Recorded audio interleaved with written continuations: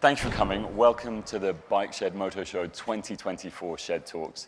We are kicking off with building a motorcycle for the movies, and I am delighted to be joined by Adrian Sellers, head of Custom Motorsport for Royal Enfield, and multi-disciplinary artist Gaika Tavares. And of course, the machine in question, Izzy's ride from the Netflix #1 movie, The Kitchen. Guys, I love talking to you about this bike, so let's dig in. Adrian, when did this project first come to you? The project came to us by way of a conversation, I think, between Gaika and one of our team, Tom, here in London. And I guess it was about maybe a year and a half before the beginning of filming, Right. maybe a year. And and then we just got stuck in with production and Gaika and developing the bike from there. And Gaika, for you, when was that in terms of the movie story of being created?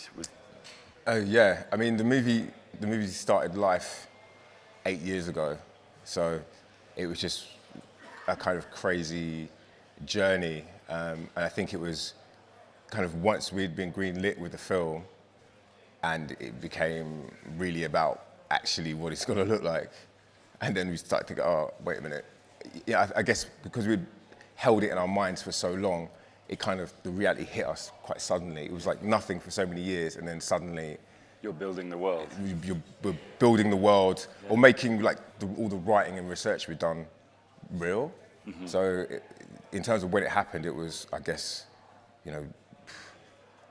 2 years or a year and a half out from when we actually started shooting. And at what point did you know that this movie was going to have a bike in it? Was that always in there? From the beginning, that's what the movie is ostensibly about. I think it started life because of some guys that were on bikes kind of ran into a barber shop, and the co-director, he wanted to understand what this was all about, because they had been up to no good, shall we say. And so it was always a kind of a motorcycle movie right from the start. And I guess, that's what I was into when I was younger. And I think my brother, who was the director of the film, he kind of came running to me with this idea that he'd had or was part of. And he wanted to talk to me about it, because he's like, well, you know what that world is about. And, I want it to be real. I want it to actually speak to the truth as much as it is sci-fi. Yeah. And so where do you begin when you've got this film, you've got this world, and they say to you, do you want to do a motorbike for us? Where do you start? Because for you as well, that was in the middle of the other project, which was developing the shotgun. Yeah. So it's a matter of, sort of, as Gaika is saying, as realizing a world is about understanding the people in the world, understanding the environment, and understanding how the bike fits as a character in the movie. And I think that was one of the things that was really attractive to us, was the bike wasn't just a prop. It had a real meaning to the lead character. Yeah. It was really a valued possession of his, and almost became a bit of a character in its own right. It's so central, isn't it? Even when he's not riding the bike, he's wearing gear. He's a rider all the way through the film, isn't he? And that was really neat to see. And you quite often don't see that in movies. So there's a bike in there, but it's very much a throwaway. It's destroyed pretty quickly or something. It's a prop. This is not a prop. It's a fundamental part of the character's experience, and it sort of is a representation, and how his relationship with the bike is sort of charts his development as a character through the course of the movie. And that was really cool to us. It wasn't just a throwaway thing that you put in the background. It was something that was deeply rooted in the story. Yeah. And so as soon as you saw it, were you like, we're going to do this on the shotgun? Well, the movie takes place in a dystopian future. Has anybody seen The Kitchen? Anybody? Got one? Two? Do none of you have Netflix? I recommend you go watch it. It's actually a very good movie. It's not just a biker movie. It's an actual good movie. It takes place in a dystopian future, and so the project came to us at a time, as Gareth mentioned, where we weren't finished with the development of our shotgun yet. It was pretty far along. We were in sort of one of our prototyping phases. And we looked at it, and we looked at the brief for this, which was basically a bike in the future, but it was a customized bike from the past. So we're sort of had to project forward to what a production model would be, then project forward the life of this motorcycle with its character and how it had been modified over time and so on and so forth. And since the Shotgun was a new product for us and a product that is not related to any of our past models, it's a completely fresh sort of blank slate for us, it seemed like the perfect bike to do it on. Even though it wasn't in production yet, that actually helped us because it was something a bit unusual. And so it could maybe even appear like a Royal Enfield from the future. And so that's why we chose it, because it's identifiably a Royal Enfield. There are design elements there that that carry through some of our other models, but at the same time it's fresh. And so that really fit perfectly with this brief of doing a future custom on a motorcycle. Yeah. And you guys, the design, the process of design, when you were throwing the drawings back and forth, talk to us about that. Well, that was just a fantastic process with Gaika and the team. It started with understanding the world that they were building, and because Kibwe being of an architectural background, and Gaika being from a very a music and writing background, the world was very well thought out, and the visuals that they had developed with the production team were very, very evocative, and we could understand them very easily. And so it was about understanding that world and designing something that didn't feel out of place in it. It wouldn't make sense for us to just take something that we had designed and throw it into this world. We had to understand the world. We had to talk with Gaika and Kibwe and really understand what the bones of it were, what the relationship with the character was, in order to design something that would fit comfortably in it and not just stand out as like a sore thumb. Yeah, and with that one-piece bodywork across the top, floating high above the rear frame loop, was in all the design sketches. That aggressive stance was always there, wasn't it? Yeah, I mean, we had quite a few iterations. Yeah. And we had some reviews with Gaika about it. Yeah, I mean, I think for me, I studied engineering, and I didn't really fancy designing missiles for a living. So I kind of took a left turn into music, and then that led into visual arts and just kind of doing installation works and in museums and whatnot. But I guess I always had this kind of mixture of like a technical process of drawing and visualizing stuff. My brother, he studied as an architect and then became a filmmaker. And so we very much would always make things by writing about them, but also actually drawing them or actually rendering them in 3D or sort of pre-visualizing whatever it was that we were doing.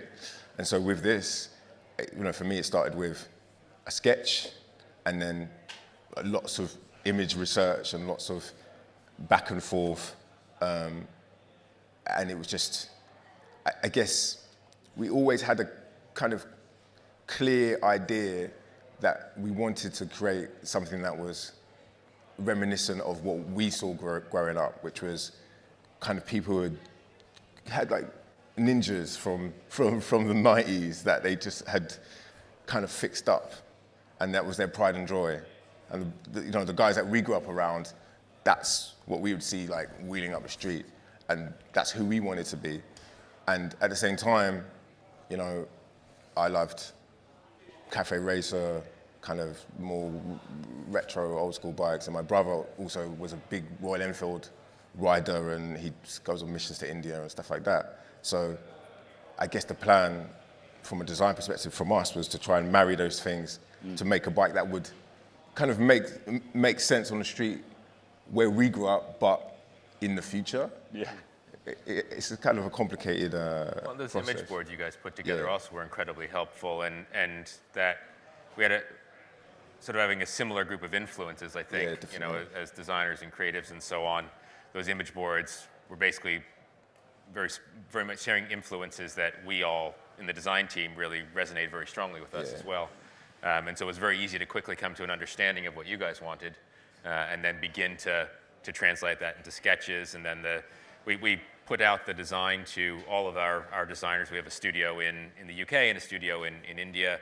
We put it out to everybody, and essentially did a sketch competition, which is how we treat any production bike as well.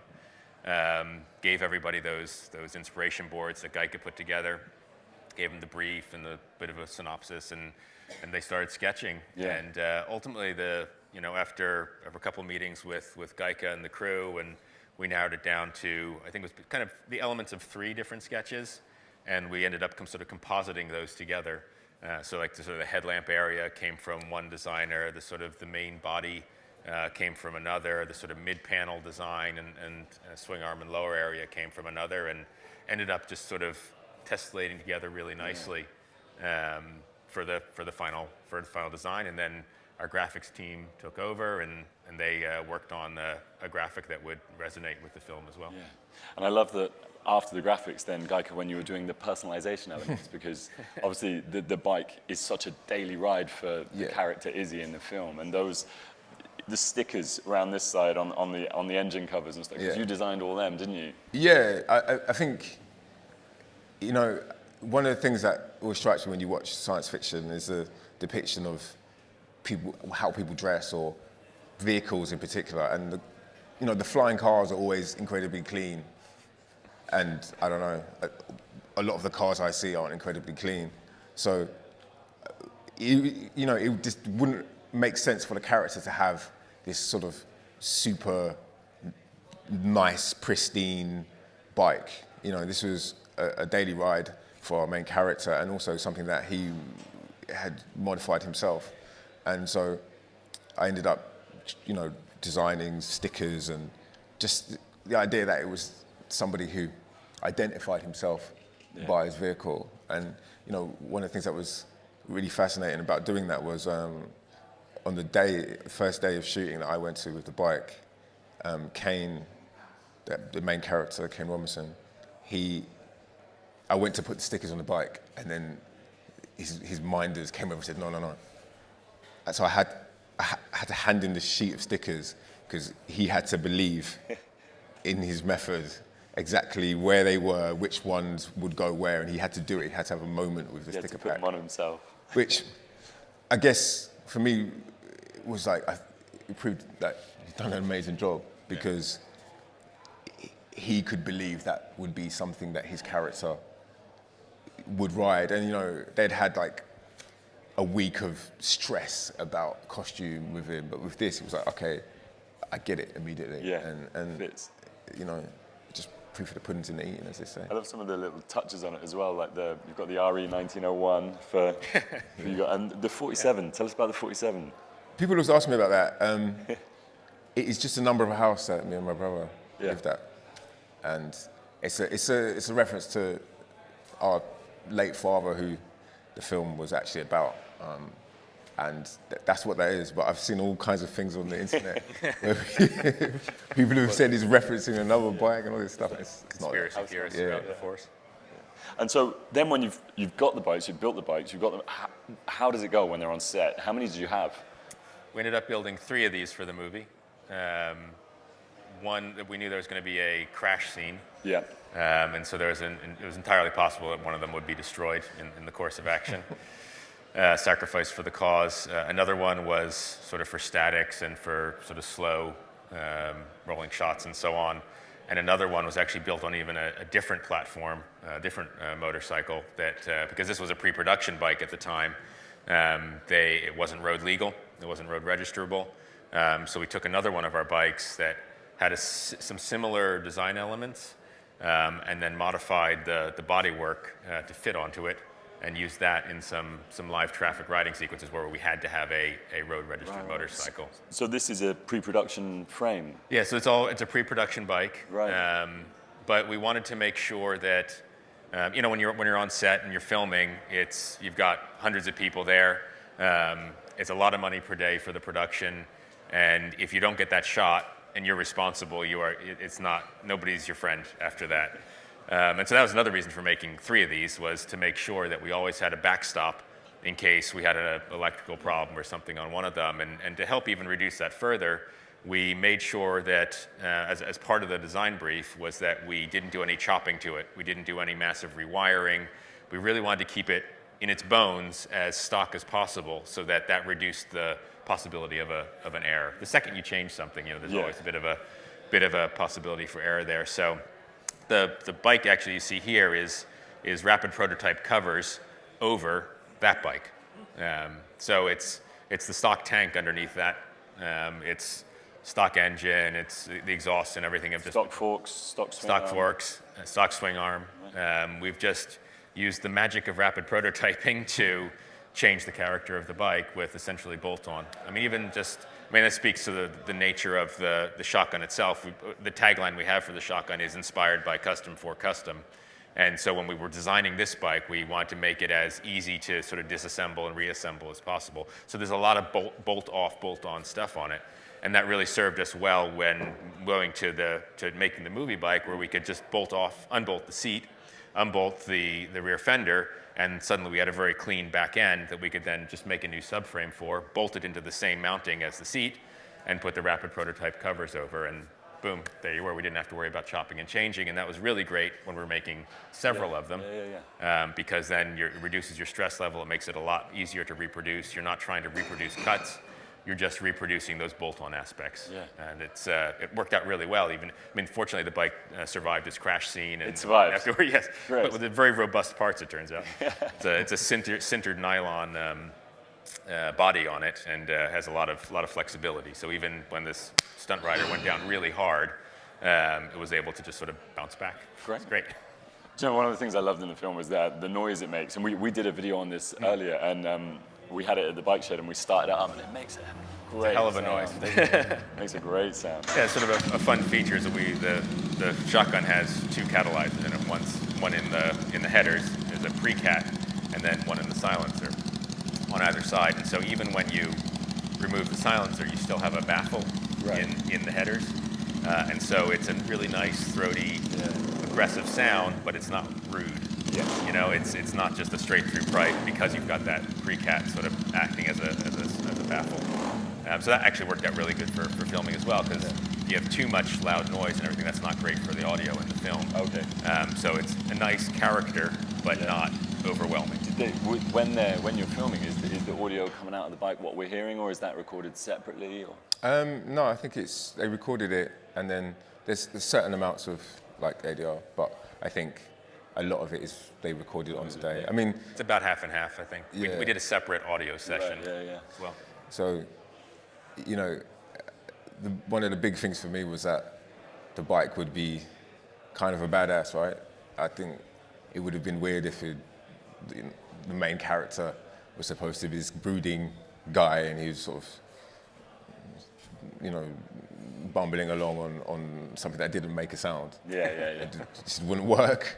And so when I got there and they first fired it up, I heard it before I saw it. Yeah, amazing. Because Kane, you know, he got on it for the first time and just gunned it straight away. As you do. Everyone was just worried he was going to fall over and we'd have no film. Did he ride before the film? Huh? Did he ride? No, he didn't. He learned for it. Right. Memory serves actually quite a rainy day, those Yeah. filming days. It was a very slick sort of cobblestone street that we were on. Everyone's sort of standing there like, please don't fall, Kano. But he didn't, and you know, it worked out. And you've had a go as well, haven't you? This is a piece you shot with the bike. Yeah. So you've ridden it as well? I can't say I've ridden it, but Right. you know. And We have professionals for that. And so the shotgun, moving on to the shotgun from the kitchen bike, the way the subframe goes on and the sort of built-in customization elements of that bike, that was always on the cards from day one? Yeah, I mean, like I said, the base concept for shotgun was customization. We've seen how people around the world have customized our bikes, and how much that's added to our story as a brand. It's people's dreams and visions of their personality on our machines. We create a bike and then sort of release it into the wild, and you do what you like with it. And so we wanted to sort of take that and make it even easier. Our bikes have always been easy to customize because we try to keep them as simple as we can. Nothing you don't need, kind of an ethos. And so we wanted to take that even one step further with the shotgun and really make it easy to change as you like, again, with just bolt-off things and so on. In stock format, it's got also a bolt-on subframe that just takes a couple bolts to remove. You can then take the pillion seat off of that with the turn of a key. so you can then change it into a rear rack from a seat instantly. Those sort of things really helped it work for this, because we really didn't, once we got through the design process and everything, there wasn't actually a lot of time to make the bikes before filming, and again, you're having to make 3 of them. Right. So those aspects really facilitated making this whole thing possible in that period of time, and also lent itself to, you know, the attitude of this bike as well. You know, this is a sort of muscular, sort of custom roadster kind of a vibe. You're sort of sitting with wide bars, vertical spine, very confident, and that's the nature of the character. He's very confident. He knows what he wants. He knows he's got a goal. He's going to go get it. And so we wanted to project that into the bike as well. And again, the Shotgun already has that stance, so stock bars, stock riding position, just changing the attitude of the bodywork, you know, on top of the stock bike, enabled us to just tweak it a little bit further into his character. Obviously, in my world at the Bike Shed, my favorite thing about this bike is that you didn't just design a bike from the future, you designed a custom bike from the future. And the fact that this bike is so set up to be customized. When you did the launch out in LA at the Bike Shed, and you did the box builds project, where you sent, which parts was it that went out to all the different builders? So we sent out the tank, side panels, rear fender, front. The cowl? Yeah, top and bottom yokes, cowl, and a front fender on it. And then and it was just, we just sort of packaged them in a box and sent them out and said, here, make of it what you will. And I think we only supplied each one of those builders with just a side view of it. So they really didn't, and again, this is pre-release. Yeah. So they really didn't have a whole lot of idea of what the actual bike was. And but they were all pros. You know, we work with some of the best builders in the world, and so they know what they're doing. Yeah. But it was fun to see that result and getting all these parts back in the same boxes. Oh, is that how they did it? Yeah. So we shipped out these boxes with the parts, and then they shipped them back when they were done. We did the launch in Los Angeles, and so we got them shipped to LA, and then we assembled them onto the bikes in Los Angeles, and it worked perfectly. Like, fortunately, nobody tried to change bolt holes or anything. There's a real risk there. But you know, in the same way that sort of easy bolt-off mentality really helped us here, it also helped us with the box builds, because, you know, assembling them, I think we could do a couple of them a day. It was actually really clicked along. You've got a couple on the stand. Yes, yeah, we've got 2 on the stand. If you guys want to go check them out, there's one from a builder in India called Jogad Goa. It's all this great sort of hammered metal finish. It's really cool. And then we have another one from Thrive Motorcycle in Jakarta, Indonesia. They're partners of ours for a long time. Really, really cool build there as well. And just when you look at it, you just realize that they're the same parts that were shipped out to each of these guys across the world. And just to see the incredible difference in how each one has interpreted the bike has been really cool for us to see. And of course, the point of this is to sort of elicit a creative response and really just understand that the full breadth of creativity we can get out of the community. Amazing. So, Gaika, what's next for you? You want to design more motorcycles for movies? Yeah, definitely. I think the process kind of brought me back to motorcycling, something I'd put away in my 20s, and it kind of brought me back. And just, I feel like a motorcycle is a functional work of art, and actually I'm just much more interested in doing more bikes than I am creating sort of installations to be in museums or whatever. So yeah, definitely. I've kind of been back at my computer sending him emails. Like, it's a slippery slope. You got to be careful. Well, I'm already at the. You really don't want to do all this. So yeah, definitely that, and just trying to, I guess, bring, a different view to motorcycle design. Perhaps I'm kind of influenced by a lot of different things, so I think I've got maybe something to say. So yeah, more from me, definitely. Great. And more movies for Royal Enfield? More movies for Royal Enfield. We just lent out a couple of bikes and some other parts to another film that's currently in production. Wicked. It was a really fun experience on this time, so we're going to try to keep doing that. And it keeps our team engaged. It's a lot of fun. You know, it's really cool to have those different creative briefs come in and see how we can match Royal Enfield style and ethos to this completely different world of a movie, whether it's futuristic or in the present, it really doesn't matter. The creative team of the movie has a world in their head, and it's neat to try to match our brand to that. It's a really fun creative challenge. Great. Well, gents, thank you so much. It was so great to talk about these bikes again and have you guys here. So Our thanks pleasure. very much. Enjoy the rest of the show. Thank you guys for watching. I hope you enjoyed it. So, thank you.